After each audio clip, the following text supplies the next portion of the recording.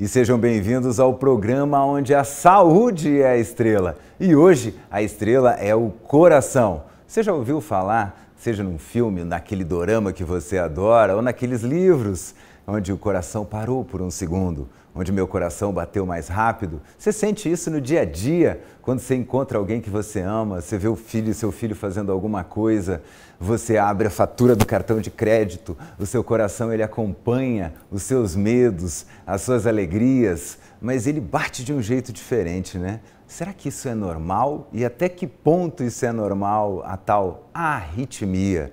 Quer saber? Então, depois da vinheta.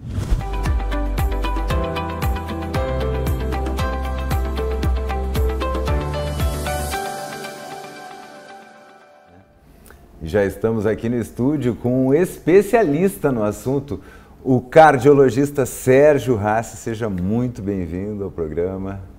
Obrigado, José Otávio. É um prazer estar aqui com você. É a segunda vez que a gente tem um encontro semelhante. E estou aqui para poder discutir com todos sobre arritmias cardíacas, que é a área dentro da cardiologia, na qual eu me especializei e tenho verdadeira adoração em poder salvar, cuidar de vários pacientes que sofrem desse mal. Eu acho interessante porque a gente tem realmente essa variação, né? Aquilo que a nossa mente pensa, quem sofre acaba sendo o coração, né? E acho que é por isso que, mesmo que o amor ele se crie numa química cerebral, a gente fala que ele está dentro do coração. Até que ponto que é normal o nosso coração bater mais rápido no momento de emoção ou dar aquela parada no momento de emoção, e quando que pode ser que indique algum probleminha e a arritmia é normal ou não é normal? A arritmia não é normal. O termo correto seria disritmia, ou seja, uma dificuldade, uma alteração do ritmo cardíaco. Porque o coração ele foi programado para bater regularmente, um batimento equidistante do outro, e numa determinada frequência cardíaca, que é o número de batimentos do coração por minuto. Em repouso seria de 55 a 90 batimentos por minuto. O fato é que nossos corações, eles recebem uma inervação que a gente chama de inervação autonômica, onde tem dois sistemas neurológicos, por assim dizer. O sistema que estimula, que é esse que você falou, da emoção, do esforço físico, onde cai adrenalina no sangue e faz o coração bater mais rápido. Isso não é anormal, isso é normal. É uma regulação autonômica dos nossos corações. Esse sistema nervoso se chama sistema nervoso simpático.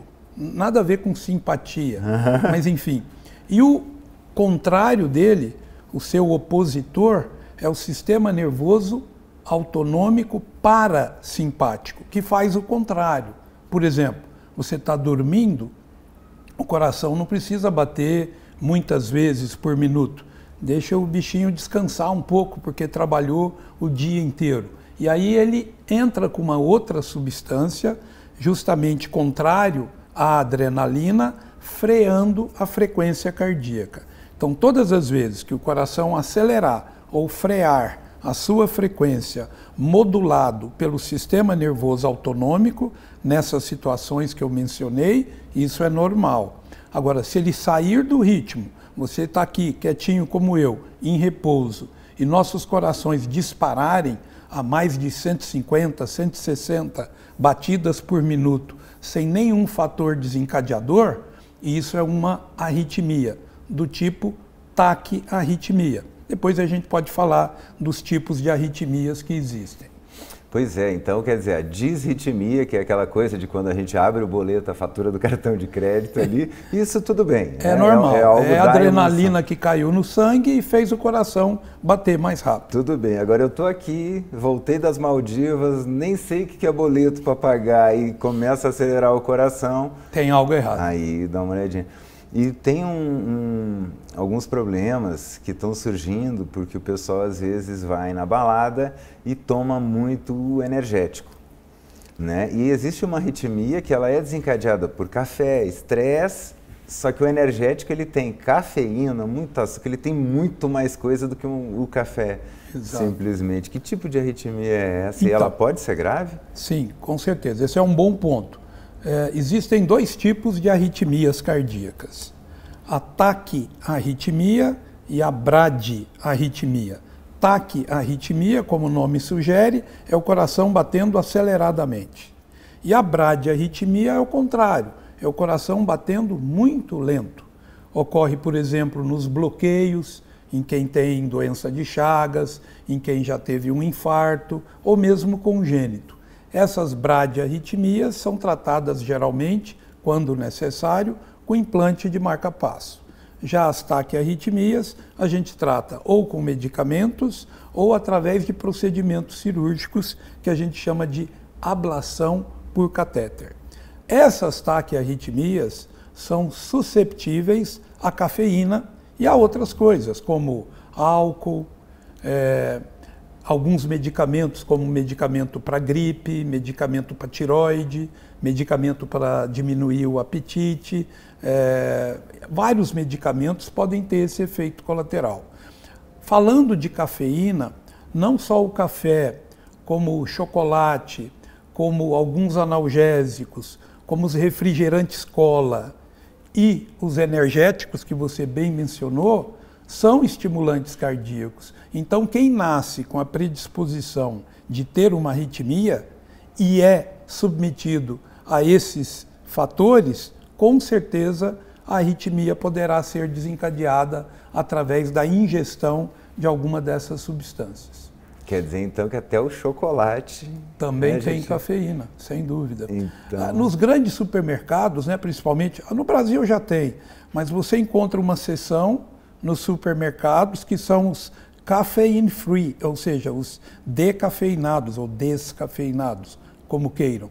Aí sim, você pode tomar café, tomar Coca-Cola sem cafeína. Aí não teria esse inconveniente. E eu li também uma questão sobre os cafés sem cafeína, descafeinados, decafeinados, que o processo para tirar a cafeína do café, ele torna aquele café não muito próprio para o consumo. É igual a cerveja sem álcool, né?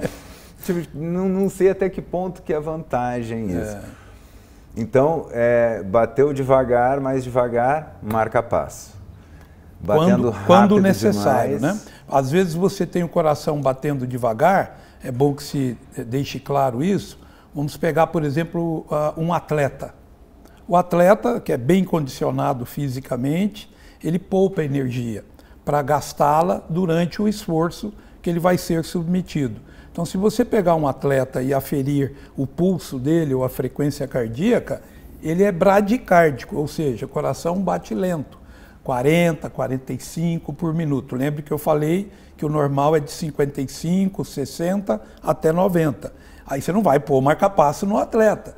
Isso faz parte da sua constituição física. Claro que esse atleta, se você submetê-lo ao esforço, ele vai subir a frequência à medida que o esforço vai requerendo esse aumento de frequência. Então não é toda pessoa com frequência baixa que precisa de marca-passo. Agora, aquele que não é atleta, que não tem um condicionamento físico bom e faz frequências muito baixas, e além de baixas, o coração fica alguns segundos sem contrair, esse com certeza só vai se beneficiar com o marca-passo. Que ele dá aquela pausa, assim, o suspense do coração, aí volta. Então precisa, e o marca-passo vai lá e dá opa, peraí, choquezinho. O marca-passo, todas as vezes que você tiver uma pausa, por exemplo, maior que 3 segundos em vigília ou 4 segundos no sono, isso é indicativo de que alguma coisa não está bem. Existem métodos diagnósticos complementares, como o sistema Holter, o teste ergométrico e principalmente o estudo eletrofisiológico.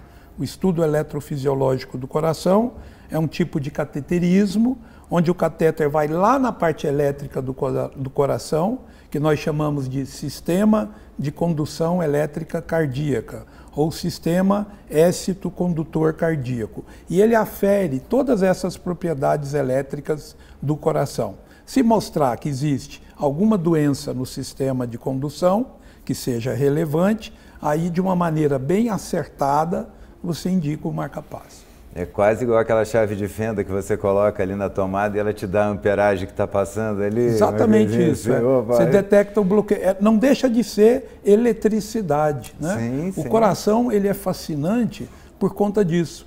É o único órgão automático que nós temos.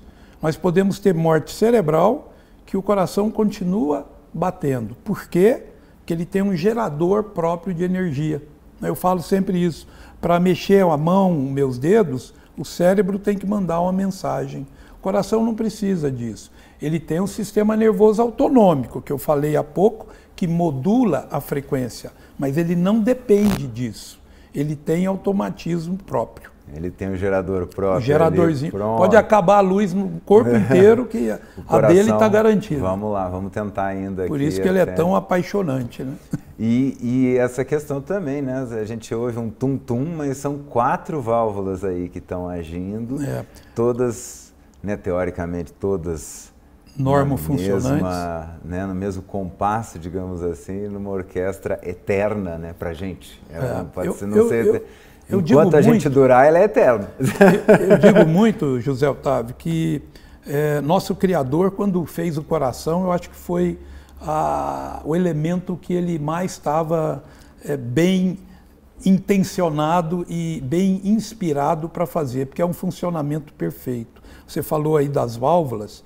Nossos corações, eles não contraem em bloco, né? Ele contrai em 2 andares. Primeiro o andar de cima, que são os átrios, e depois os ventrículos. Então, aquela parte de cima ali seriam os átrios e a de baixo os ventrículos. Olha lá, as válvulas, como você falou, olha que perfeição o funcionamento do coração. É tudo sincronizado, e uma sincronização perfeita, que dura 90 anos. Sim. Você está dormindo, está fazendo algum esforço, está emocionado, enfim. E ele funciona dessa maneira maravilhosa, né? Quer dizer, tem que ser um maior inventor do mundo para fazer algo como esse. Que e é só o pode ser o primeiro nosso órgão, Deus. Né? Também que é formado no corpo humano. É o primeiro órgão, embriologicamente falando. Incrível. É o sistema nervoso e o coração. E já está lá, e o coração do bebê, a primeira vez que a gente ouve, quem é pai de primeira viagem se assusta, né? Põe lá o sonarzinho, escuta bem rapidinho. Meu Deus, ele está bem? Está aqui na minha barriga, né? A mamãe fala. É fascinante. É inacreditável, é inacreditável. E o senhor estava falando também da questão de que quando a gente dorme, o coração ele dá uma descansada. Sim. Mas existe uma questão da apneia do sono, às vezes. Então eu tô lá, era para eu estar descansando, aí daquela... E meu irmão era terrível, parecia que estava se afogando ali na cama do lado. Exatamente. Né? E aí dá uma agonia na gente. E você sente ali, aí a pessoa sai, ou seja, aquele coração ele estava entrando no repouso, voltou. Estava entrando no repouso, voltou. Tem algum problema pro coração? Esse é um ponto moderno, é uma coisa atual que existe. Descobriu-se que quem tem apneia do sono, que é exatamente como você descreveu, e ocorre mais em pessoas obesas, pessoas que têm hipertensão, diabetes, que não têm atividade física, que têm vida sedentária. Essas pessoas, quando dormem, ficam às vezes quase 1 minuto ou 2 sem respirar. Bom, quando não respira, é o que nós chamamos de hipóxia, a falta de oxigenação do sangue. E um dos órgãos que mais carece de hipóxia, da falta de oxigenação do sangue, é o coração. E se você tem células ou focos de arritmias dentro do coração, perante essa hipóxia, esses focos vão se manifestar. Tanto é que hoje a arritmia mais comum que existe no mundo é a chamada fibrilação atrial. Deixa eu tentar explicar isso sumariamente. Eu falei há pouco que o coração não contrai em bloco, e sim em 2 tempos. Primeiro os átrios, depois os ventrículos. É um sincronismo que tem do andar de cima com o andar de baixo do coração. Na fibrilação atrial, esse andar de cima fica assim, ó, tremulando. E o andar de baixo fica batendo rápido e irregularmente. Essa é a arritmia mais comum que nós temos nos dias de hoje. Eu vou dizer para você, sem medo de errar, de 10 pacientes que eu atendo por dia, pelo menos 5 ou 6 hoje, eu só atendo arritmias, são com fibrilação atrial.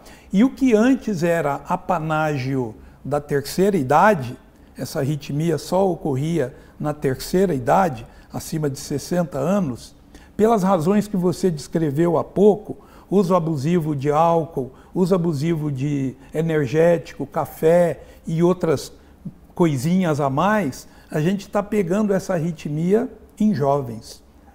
E na fibrilação atrial, descobriu-se, por que eu estou falando isso, que a apneia do sono é um dos fatores que desencadeia a fibrilação atrial. Então, muitas vezes, você só de corrigir a apneia, evitando a hipóxia, consequente à mesma, você acaba colaborando muito na prevenção de fibrilação atrial. Hoje, a polissonografia, que é um exame que detecta a apneia do sono, faz parte do arsenal de exames complementares para estudar essa arritmia.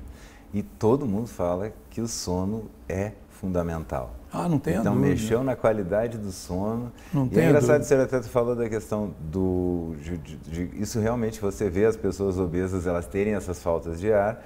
Meu irmão era magrelo, ele tinha um negócio chamado carne esponjosa no nariz, ele fez, anos depois ele fez a cirurgia, tirou e hoje ele fala, minha vida mudou completamente. Desvio de septo, né? Essas coisas todas podem provocar. Mas o perfil é mais esse paciente que eu mencionei. É o obeso, sedentário, é aquele cara bonachão, né? E falando nessa questão de coração também, né, do sedentário, a gente tem o sedentário herói de final de semana também.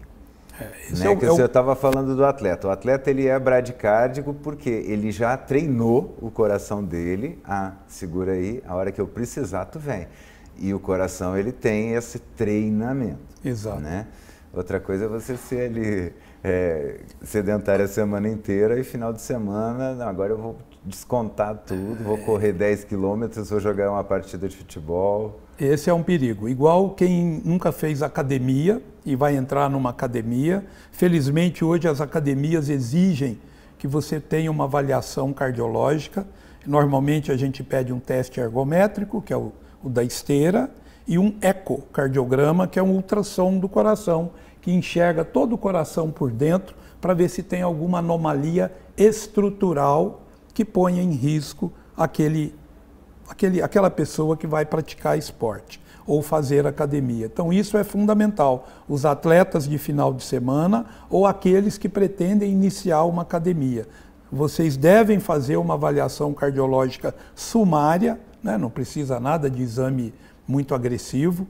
Eu costumo dizer que um teste ergométrico, às vezes, só ele, se a ausculta do coração é normal, basta. Em caso de dúvida, um teste ergométrico da esteira e um ecocardiograma são mais do que suficientes. Para ter uma boa ideia ali do que está acontecendo. Se ele tem um risco potencial de ter, por exemplo, um infarto, né, ou uma arritmia grave. Só para lembrar, José Otávio, para mostrar a importância desse assunto que nós estamos conversando.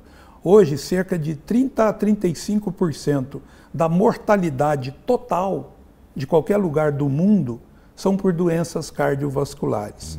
30% a 35%. Se você falar em segundo lugar, viria câncer, e em terceiro lugar viriam essas causas externas, como acidente de trânsito, atropelamento, homicídio. Mas, em primeiro lugar, doenças cardiovasculares.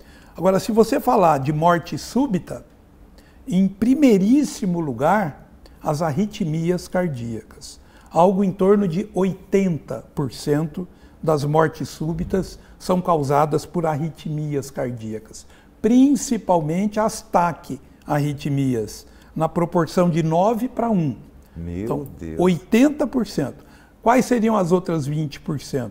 Um AVC hemorrágico, tipo um aneurisma que sangrou e encharcou de sangue o cérebro do paciente, ou a embolia pulmonar maciça. Mas essas duas juntas dão 20%. Sim. 80% arritmias cardíacas, mostrando a relevância desse assunto. E muitas vezes, quando a gente fala em AVC, também tem relação com a pressão alta e com algum problema cardíaco, né? Sem Quer dúvida. dizer, porque se o coração começa a jogar muito forte, o cérebro ele sofre, né? Você está com a pressão acima do que devia. O AVC hemorrágico ilustra bem o que você falou. O paciente pode ter uma má formação, que a gente chama de aneurisma cerebral, às vezes um microaneurisma. Aneurisma é uma dilataçãozinha, uma hérniazinha da artéria, né? A artéria vai ficando cada vez mais fininha até chegar no capilar e em algum lugar ela tem uma dilataçãozinha. Se tiver um pico hipertensivo, como você está dizendo, como ali é um tecido mais tênue, mais frágil, ele rompe. E se romper, é diferente você cortar aqui e o sangue sair para fora. No cérebro não tem como ele sair para fora. A calota craniana não deixa o sangue sair lá de dentro. E aí você tem a tal da hipertensão intracraniana por conta de um sangramento, ou seja, quase todas as estruturas cerebrais vão à falência, né? Por conta dessa hemorragia intracerebral. Porque isso que lacra o cérebro para nos proteger, nessa hora faz um efeito contrário. Quando eu sei que eu preciso ir no médico, assim, opa, eu posso estar com arritmia, eu preciso ir num cardiologista. Então, os sintomas que mais estão presentes em um portador de arritmia são, em primeiro lugar, sintomas de claudicação cerebral. Por quê? Quando o coração não contrai bem, ou seja, ou muito rápido ou muito lento, ele vai mandar pouco sangue para o corpo inteiro. Se ele bater muito rápido, não dá tempo dele encher de sangue e mandar o sangue para frente. Se ele bater muito lento, a explicação é óbvia. Está batendo muito lento, está demorando para contrair, para o sangue chegar para o corpo inteiro. E o órgão que mais ressente dessa falta de sangue é o cérebro. Então, sintomas de claudicação cerebral, quais sejam? Tonturas, escurecimento visual, aquelas branqueiras que a gente fala, opa, parece que eu estou querendo desmaiar, mas logo se recompõe. O nome técnico disso é lipotímia ou pré-síncope. E finalmente o último, o pior deles, que é o desmaio. Desmaio, o cara cai lá no chão, desacordado, que às vezes tem que ser reanimado. Isso se chama síncope. Esses sintomas são dos mais importantes, dos mais relevantes para quem tem arritmia. Claro que não são apenas as arritmias que podem provocar esses sintomas. Falamos aí há pouco de um AVC. O AVC também poderia provocar isso. Uma hipoglicemia poderia provocar isso. Enfim, mas as arritmias com muita frequência provocam isso. O segundo sintoma é a palpitação. Ou o coração batendo muito rápido, ou ele o contrário, batendo muito lento. Dependendo se é uma taquiarritmia ou se é uma bradiarritmia. Terceiro, às vezes essas pessoas também, pelo hipofluxo coronariano, quer dizer, pouco sangue chegando nas coronárias, o paciente vai ter o quê? Dor no peito, angina de peito, como se estivesse ocluindo uma coronária, mas ela não está sendo ocluída, é porque está chegando pouco sangue. Bom, esses são os sintomas. E como é que a gente faz o diagnóstico de certeza de uma arritmia? Por um método gráfico, que acho que todos conhecem, chamado eletrocardiograma. Qual que é o desafio? É fazer o eletrocardiograma na hora da arritmia. Porque a maioria das arritmias, quase a sua totalidade, elas são paroxísticas. O que quer dizer isso? Elas ocorrem em crises, em curtos intervalos. Se você tem arritmia e eu te examinar fora da crise de arritmia, eu passo batido. Vou até pedir para o Matheusinho botar as imagens aqui do monitor cardíaco ali que a gente tem do hospital. Legal, ajuda muito. Porque é justamente isso, às vezes a pessoa tem na rua, mas aí até ela chegar e se consultar... Exatamente, já passou. Chegar na emergência. Às vezes a crise dura 1 minuto, às vezes ela dura segundos, às vezes ela dura 3, 4 horas. Se der tempo de chegar ao hospital e fazer o eletro, pronto. Esse aí é o padrão ouro para você fazer o diagnóstico correto da arritmia. Bom, vamos supor que não deu tempo de fazer isso. Olha lá, o monitor mostrando se o paciente está lá. Aquelas duas linhas ali em cima são traçados de eletrocardiograma. Ali eu vejo que o eletro está normal. Colocou bradiarritmia, mas 63 batimentos por minuto ainda não é brad. Como eu falei, é de 55, 60, 90. Mas se tivesse um tracinho daquele para cima mais longe do outro, seria uma bradiarritmia. Se a distância for sim. Maior é bradiarritmia. Se for um grudadinho no outro, é taquiarritmia. Aquela coisa para cima lá é um batimento cardíaco. O de baixo é de pressão. Fechou uma das câmeras, dá um risquinho para cima. Na hora que contrai. Isso, exato. Fechou ali, né? O senhor falou que a gente chama de sístole. Aí dá aquele para cima. Então, mas vamos supor que o paciente tem arritmia, está lá na rua, coração disparou, mas não deu tempo de chegar no consultório, na emergência, e fazer um eletro. Quais as outras ferramentas que nós temos? Nós temos o sistema Holter. O que é o Holter? Holter é um aparelhinho que fica a tiracolo, com os eletrodos grudados no peito, e o paciente vai para casa, vai fazer as suas atividades habituais.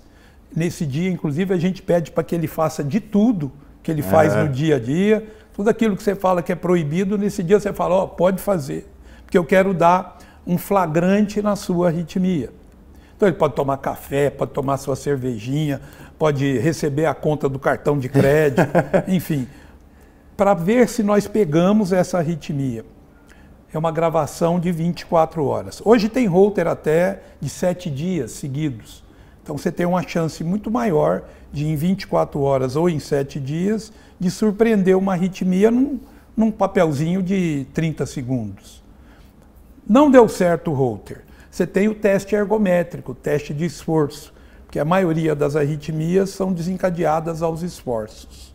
Então faz um teste ergométrico, faz o paciente dar lá o seu máximo para ver se pega a arritmia durante ou logo após o esforço. Às vezes ela manifesta logo após. Não deu certo. Aí tem um padrão ouro para se fazer o diagnóstico de uma arritmia cardíaca, que é o estudo eletrofisiológico do coração. Aí a gente está entrando na área de invasibilidade de procedimento. É um cateterismo, passa pela veia da perna, é o que nós fazemos aqui já há vários anos. O catéter vai até dentro do coração e lá são catéteres que têm eletrodos na ponta, chamados de catéteres eletrodos, e ele estuda toda a parte elétrica do coração, tanto para detectar possíveis bloqueios, como também para induzir taquicardias em quem as tem. Aí é diferente. Eu não fico esperando a taquicardia se manifestar. Eu a provoco. Como que eu provoco? Jogando estímulos elétricos no coração. Porque quase todas as taquicardias são provocadas por um estímulo extra, que normalmente o paciente tem. No caso, eu estou mimetizando isso.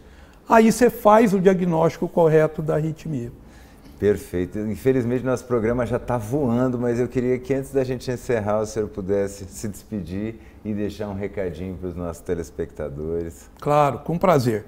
Eu gostaria de dizer, primeiro agradecer, né, José Otávio, por essa oportunidade, mas mostrando a relevância desse assunto.